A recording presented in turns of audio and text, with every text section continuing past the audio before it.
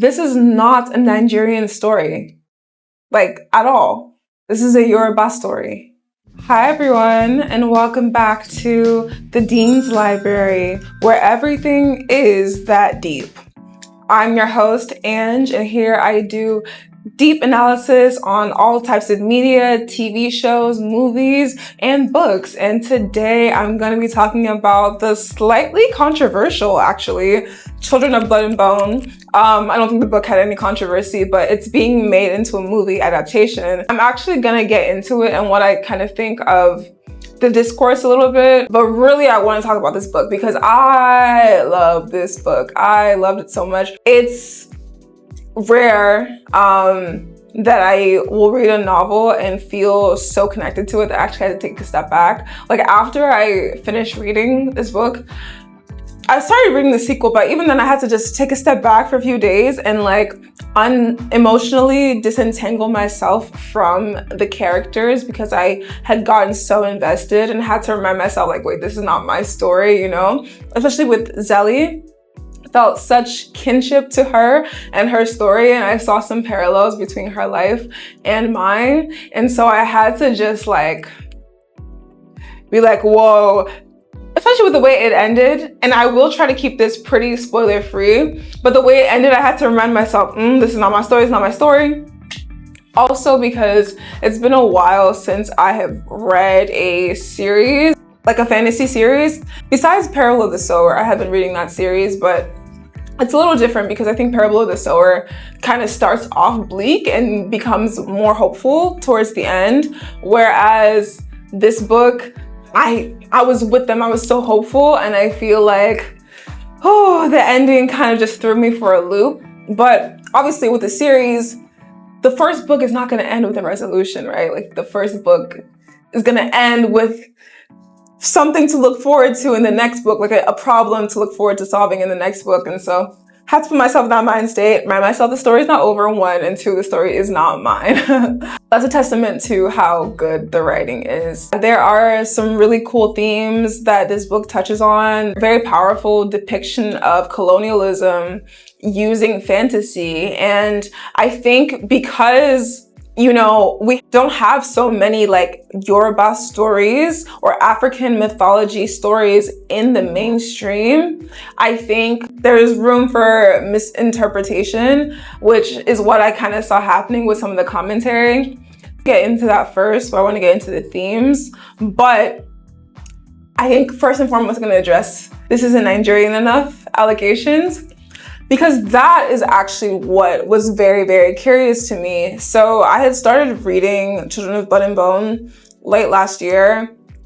I started reading it and I was enjoying it, but like got distracted. You know how it is sometimes. And so I put the book down, but I did see the discourse around the movie and everything. I actually meant to put in a blind audition for the movie, but when I tell you this is around the time my life started to turn upside down. So I didn't end up doing that, but I was really, really interested in, the movie process and everything. And I'm seeing TikToks about the cast coming out, and obviously people had their commentary on the cast itself, which is a whole thing on its own. But I saw some comments that were just like, this is interesting. But I hadn't finished the book yet, so I wanted to finish the book before I spoke on it. Because there was a lot of kind of shade being thrown at Tomi Adeyemi, the author of Children of Blood and Bone, basically saying that she's not connected enough to the culture because of how she wrote the book, that their assumptions that she's not knowledgeable about what she's talking about because of certain things in the book. I feel like something like there's something that's not connecting here, or there's missing context here. And these are all comments from Nigerians. I have to say that too. Like these are all from Nigerians basically being upset that they didn't feel enough Nigerians were casted, which I think is fair. But people were saying, that this person doesn't even know Yoruba. Like the main character's name starts with a Z, and there's not even a Z in the Yoruba alphabet. And I'm like, okay, reading the book now, from the little I had read then, it's like, this is not, number one, this is not a Nigerian story. Number two, Zelly is not portrayed as a Yoruba name. It's not a Yoruba name. It's an Orisha name, because Orisha is the land in the book. It is the nation in the book. Her name is Zeli, which is a given name from the lingua franca of this country. Because in the book, Yoruba is essentially almost a lost language. Zeli is learning to speak Yoruba throughout the book. That's part of her journey. So because of the constraints and the oppression and the suppression that's been put on their culture and their religion, on the Yoruba culture and religion in this book, it makes a lot of sense that her name is not going to be Yoruba, because that's a dead giveaway as to her culture, which is actively being suppressed, right? And it's like, okay, as a Nigerian, I'm a Nigerian, by the way, if that wasn't clear. But as a Nigerian, it's like, do you not know Yoruba girls named Zainab? Like, it's very common. Like, a lot of Yoruba people have Arabic or English names. I myself have an Arabic name. Ancestrally, I think like great-grandparents, and I don't know how many generations back, but my family was Muslim. My, extended family is Muslim today. So yeah, I have cousins that have Arabic first names and they're Yoruba. And some Arabic name starts with a Z. So it's like, okay, clearly there is a misunderstanding here of what this book is. This is not a Nigerian story, like at all. This is a Yoruba story. And that is an important distinction here, because in the context of this book, Nigeria never existed. This is a different colonial world completely. So even I saw critiques of the map and the weather and everything, even the way that this is divided up into different states, different cities, their Lagos is not our Lagos. Their Ibadan is not our Ibadan. And I actually think it was quite brilliant to change the climate and change the terrain in a way where it kind of enabled me, at least, to separate this world from my understanding of the world that I'm living in and the Nigerian interpretation of Yoruba culture that I know, right? It enabled me to really step into this fantasy while keeping that essence of the Yoruba spirituality and step into that whole new world and a different imagination. Because I think a lot of times, because of how we've been conditioned, we see these colonial constructs as so permanent and so perpetual, when in fact, like, Nigeria is what, like 60, just in its 60s? That's a very, very short time. That is shorter than a lot of lifetimes, right? And so things have not always existed this way. Things have existed in very, very, very different ways. And there are actually infinite possibilities of what the land, the terrain could look like had different circumstances happened in history. I'm not saying that that means it's gonna snow, you know what I mean? But obviously that's creative license. But what I am saying is even the borders that we have now between states are not what our ancestors considered. And a lot of this is man-made, a lot of this is colonizer-made, and has really very little to do with what the culture actually is. This is a fantasy depicting an entirely different colonial reality. A cultural landscape where the Yoruba experienced colonization at the hands of a power that was not European at all. It is a reimagined Yoruba diaspora, and it makes sense that Orisha is geographically different than Nigeria. I think it's brilliant to build a whole new world from the roots of Yoruba culture, because it allows the mind and the imaginations to stretch outside of the realms of what we've been taught. It forces us to break the rules of our own post-colonial reality. Their Lagos is not our Lagos. Their Ibadan is not our Ibadan. Their world is not our world. It's Zeli's. And I was there with her every step of the way. Okay, let's get into the themes. For me, I think the overarching theme of this book is spiritual colonization and the spiritual diaspora. And in the days since I've read it, my reflections have mostly centered around this. It's such an important conversation. It's such an important framework to really think about. For me, growing up in Nigeria, I feel colonization was just kind of talked about as a fact of life and not actually as a devastating event. And I think that there is a lot of misunderstanding or downplaying of how much displacement really occurred from colonization, right? And in the setting of this book in Orisha, we can feel the systemic oppression of colonization, right? And as much as these are still continental Africans in this book and they're near their homes, we can feel the fragmentation, how this community has been fragmented, how they have been separated from their roots. And this is very true of the real life African diaspora, right? Whether or not we stayed on the continent or not, there is a lot of displacement.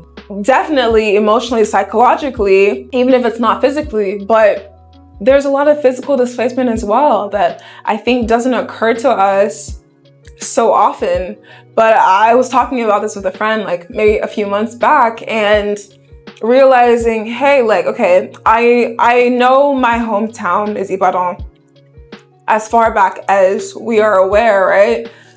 However, when these colonial lines were drawn, when they decided, oh, the French have Benin, England has Nigeria, and so on, we have been interacting with each other much longer than that. And these lines are not truly based on anything besides the whims of the colonizers. So if my ancestor was just doing trade in Ibadan, right, and their home is where modern day Benin is, and during that time, during those travels, the colonizers decided no one is moving back and forth. This is your new home now. And then they've now placed roots in Ibadan and they've left their families and they've been separated from their families based on these arbitrary borders. That's displacement, right? Even if it's just a few 100 miles or even tens of miles, that is displacement. That is having to start over. That is being separated from your roots, right? And the extent of physical displacement is something that like we truly will not know. Honestly, if anybody has stories, because on this channel here, I also really want to learn. I feel like this is such an incredible platform to learn from other people's experiences, but I would love to hear if anybody has stories of kind of understanding their family's physical displacement within the continent. I would love actually to hear some stories. There's very real physical displacement, but beyond that, the spiritual and the emotional displacement, when someone comes into your land and they demand that you stop speaking your language, they demand that you learn another language. And if you think about it, the way that English was brought into Africa, and a lot of that was through systems. I was talking to a friend who was telling me about their parents having to basically stop speaking Yoruba and just speak English to get into schools in Nigeria, right? On their own land, to go to school, having to speak the colonizers' language, having to get rid of their artifacts, right? Which is crazy. Having to give up their religion. And so that in itself is displacement. When for your survival, you have to remove parts of yourself, give up parts of yourself, that is spiritual colonization. And I did see some critiques of Tomi Adeyemi coming to Brazil to learn about Yoruba culture. And I don't know if necessarily that is exactly what the case is, but I do know she studied in Brazil. But as someone, as a Nigerian who grew up in Nigeria and is now actually in Brazil and learning about how Yoruba culture has been translated here, I thought that was really, really interesting, because the assumption is that it would have made more sense for her to learn about it in Nigeria than in Brazil. And I'm like, okay, on the surface, I can understand how that makes sense. But I'm here in Brazil and I can meet someone, almost everyone I've met, most of the Black people I've met, I can have a conversation with them about the Orishas. I can have a conversation with them about Ifa, and I don't get weird looks. I can't do that in Lagos. I can't walk up to a random person. I can't make a new friend and talk about Ifa. They'll call me a witch, they'll call me demonic, whatever, or they'll just look at me crazy. And that is supposed to be our ancestral home, but our spirituality is so demonized there. And so when we think about what does it mean to be spiritually colonized, when you have a society that rejects its roots, that thinks its ancestry is demonic, that is so stifled spiritually, what then denotes authority, right?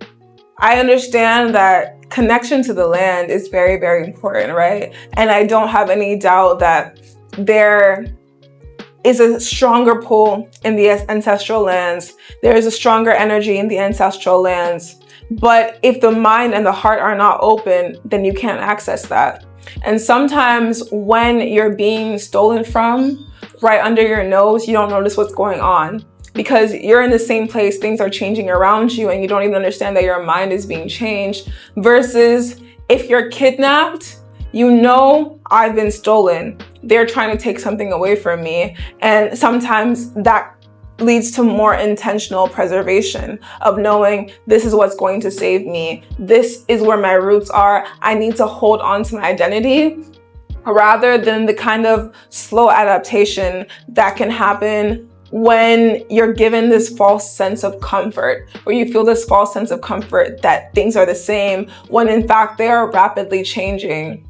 I'm trying to find a good allegory for this, but let me see if I can think. If you're kidnapped, you know this is not your home. You don't get too comfortable. You understand that this person cannot be trusted, and you kind of create a safe space or silo in your own mind. And that's something that I see in Brazil, of these very intentional safe spaces, these very intentional ways of preserving spirituality through candomblé, through Santeria. It's an act of defiance, an insistence on keeping those links. I don't think that a version of history weighs more, because if we really are honest, each part of the diaspora is a post-colonial interpretation of what our ancestors knew. We are attempting, in the face of white supremacy, to create a reality that mirrors what life could have looked like if not for this intense disruption. And so the Yoruba here in Brazil versus the Yoruba in Benin versus the Yoruba in Nigeria, we're all going to have our interpretations of the same culture, of the same roots. And I don't think that any one is more valid than the other. I think when it comes to, the stories being preserved, the elders who have been taught by their elders, all of that is very, very, very, very important, right? A lot of our history is through oral storytelling, and all of that should be revered, and all of that has a lot of weight.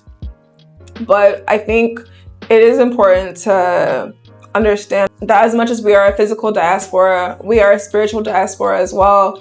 And there may be knowledge and wisdom in another part of the diaspora that you don't have access to based on what was preserved in your area. And I think it's so incredible, actually, during this time that we have the internet, that we have the access that we do, that we have so much freedom to be able to go and experience other parts of the diaspora and see things and connect it. Oh, man, I'm in Salvador, by the way. This is the blackest city outside of Africa, and the culture is so rich. But I also see people like every day. Yesterday was Bahia Independence Day, and I saw somebody who looked like my PE teacher from Lagos when I was like 12, but like it was almost the exact same face, like very much giving kinfolk. And fun fact, he was a capoeira instructor. So he was doing athletics, but he was like a PE teacher.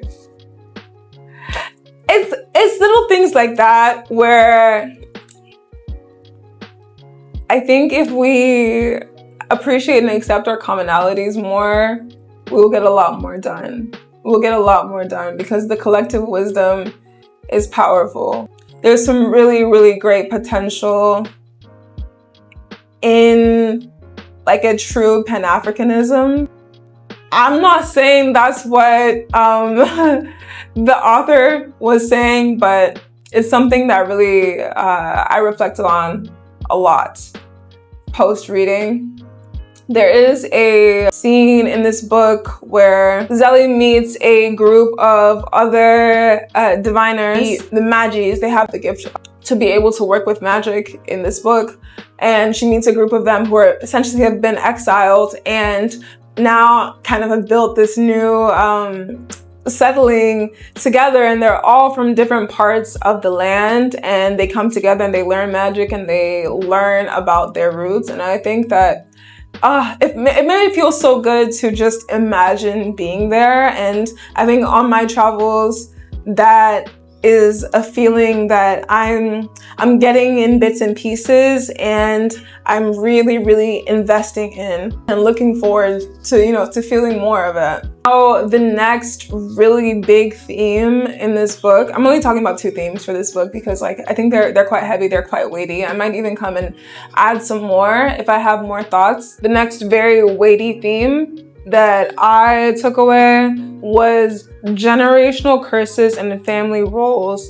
And I really enjoyed the way that this was portrayed, even though it was a little bit triggering because it was so very, very real. And one of the reasons why I feel like I had to, disconnect myself emotionally or like kind of ground myself emotionally, because it was too real. It was too real. The 2 main girls, right? So we have Zelly, our main character, and we have Amari. So they come from 2 different worlds, but both of them are generational curse breakers. Zelly and Amari are both generational curse breakers, but very different generational curses. Each of them is the younger sister with an older brother, which I think is also very important.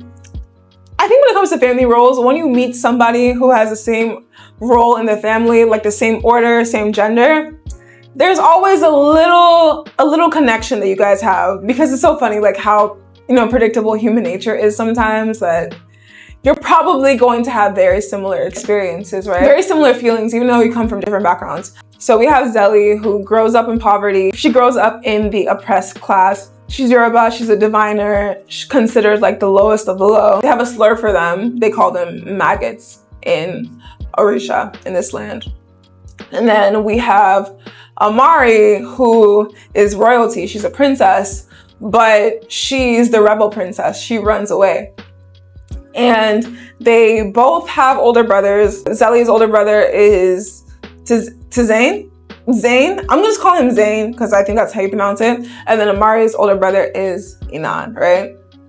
Both Zelly and Amari are generational curse breakers. Zelly, in a very literal sense, breaking the curse that took magic away from her ancestors. And then Amari is breaking the generational curse of bigotry and oppression that her family has been dishing out. We see Amari as the sister who is discarded by her family for being weak, but actually is the only one with enough integrity to break this pattern and break this cycle, which is why she ends up being the black sheep. And then we have her older brother, Inan, who betrays his own heart for the approval of their family and for their reputation, because he wants to, and also to maintain power. Like, if you read the book, mind you, Inan, I got beef with you. I know you're not real, but I have beef with you. And I think Damson Idris is playing his character in the book. Just know, I got beef with you. But we see Inan kind of try to morally justify his family's actions or whatever. But for me reading it, I'm like, you know what? I think there's a part of him that definitely, wants to be moral and do the right thing. But I think what's greater is that this boy really wants his father's approval, and he really wants the power that comes with that. He really wants to be king. He really sees himself in that position. And so he's thinking of things in terms of order, whereas Amari truly has integrity and is thinking of things in the sense of what is right and what is just. So very different parallels, and this even friction between them, because we do see care between Amari and Inan, but it's very different from Zeli and her brother, and I'll get into them a little bit later. There is tension between them, and it's because of their father, because of the generational curse of violence also that's within their family. Like, this is an abusive family dynamic. Generational curses can look very different. It's not always poverty, and it's not always on the surface. Domestic violence is a generational curse. Abuse is a generational curse. Greed is a generational curse. And when a family is in a seat of power, like the royal family, this spreads farther than the bloodline, right? It starts to be the way of the entire society. Those habits, those patterns of that family become law, right? And that's what we see in the land of Orisha. This is how oppressive systems are created. This is how colonialism sustained itself. And as is illustrated in the novel, the violence it inflicts outwardly is also reflected inwardly. The king grooms his children to be violent against each other, and Inan is rewarded for hurting his little sister, while Amari is shunned for being too weak to fight back. Even though it wasn't weak, it wasn't that she couldn't. She just morally did not want to. So Amari is devalued for refusing to participate in the family tradition of violence. And while there is still care between the siblings, the relationship is forever ruptured. And from that moment, it's clear that Inan is not just a victim of this abusive system. He's now a willing participant. And I think that there's a lot of references back to that scene of Inan hurting Amari during the book. And I think that as I'm reflecting on it, I think that the author is really highlighting this because I believe that was his initiation. Like, that was the test, right? To see how far will you go to protect this crown? Because it's not about love. It's not about family. It's about the crown. It's about the power. And he already betrayed his own sister. So it was foreshadowing, because, like, if you can do that to your own sister, who's to say that you can't do that to the girl that you claim you're in love with? And now thinking about it, I'm like, fuck, should have known.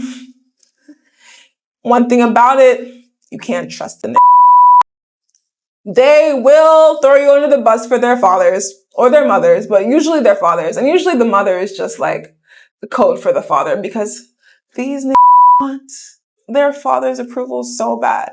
So we see the generational curse in the royal family, and it ends up just a lot of bloodshed, like a lot of bloodshed against each other, a lot of interpersonal family violence that is just like, wow, like you can see that there's no love there. It's just hatred, truly. Like it's just hatred and anger and fear, and control is what keeps that family together.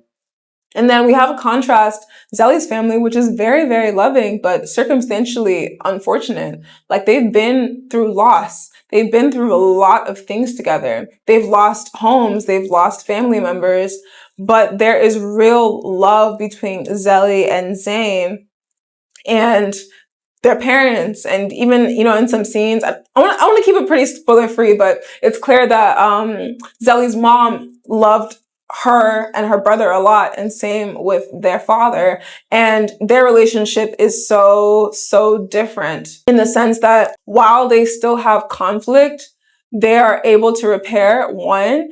And you can also tell that there is a true desire to protect one another between them, and that they share a similar moral code and similar principles. Although we still see the sibling dynamics of Zeli kind of is still the black sheep. If nothing else, I think she already had that label just from being able to do magic, because it made her dangerous, right? She's constantly kind of in danger, and that made her a source of worry, which sometimes that's what the black sheep is, right? It's, you have a destiny that makes you kind of risky. You have a kind of a risky destiny. And sometimes that makes people kind of anxious around you because there is a lot of rupture that is going to happen on the way for you to achieve that destiny, because you're doing something that is very, very, very difficult. And sometimes that literally is a mark on you, right? From when you're young, you're a little bit different, and that makes it harder for people to navigate around you. But we can see what it looks like when there's still support and your loved ones are doing their best to understand and support, versus Amari, who literally had to leave her family of origin to achieve her destiny. And you know, there's still more books to read, and I truly hope for a happy ending for all of them. But I think there's so much to be learned from the bravery of both of them. And honestly, like I started reading feeling so linked and felt so much kinship with Zelly. And as I reflected, I am like, oh, I feel very, very close to both of them, both Zelly and Amari. Like I feel I relate a lot to both of them. And truly I think that my personal life, Amari and I probably would have some things to talk about. Let's just say that. But I think that this theme, the generational curse breaker theme, was so, so beautifully depicted in this book. I think that everything was beautiful. I loved this book, truly, truly, honestly. I'm so excited to read more stories that are steeped in African mythology. I'm so excited to watch more stories. I'm watching Ayanu right now on Cartoon Network. I'm liking it so far, but if anyone has any recommendations of anything I should watch, please drop them down below. And thank you guys so much for watching. I hope you enjoyed. Please like and subscribe, and I will talk to you soon. And